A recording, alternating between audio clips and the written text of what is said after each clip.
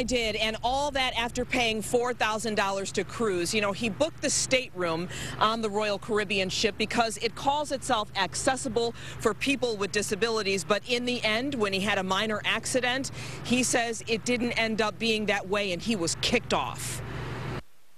Had been a frustrated nudist all my life, and finally figured that before I exit this Vale of Tears, I'm going to give it a try and see if it's as good as they say it was. 10 days of sailing through the Caribbean in the buff. It was on Jim Keskeny's bucket list, but he says a small accident in the bathroom caused him to be kicked to the curb. They used that as an excuse to take me to the doctor and say that you're not fit to travel the rest of the time yourself. In a letter sent to Jim's attorney, Richard Bernstein, Royal Caribbean states that the fall made them feel like Jim is an invalid in need of 24-hour care and had to go. So after only 4 days on board, he was put off in Guadeloupe, went through Haiti, then Miami, then back to Detroit. A very threatening letter saying that, you know, if we move against them, that they're going to pursue us for legal fees and legal costs, and just very threatening, very bombastic, very bullying.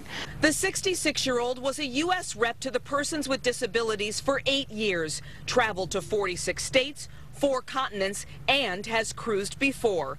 Jim just wants his money back, but his attorney, who happens to be blind, sees an opportunity to make sure the cruise line is safe for others. There was an issue with the fact that he had a hard time using the restroom, and the reason is that it wasn't designed correctly. They were operating a vessel which was not ADA compliant. Had the vessel been ADA compliant and designed the way that U.S. law dictates it needs to be designed, none of these issues and none of these problems would have ever arisen.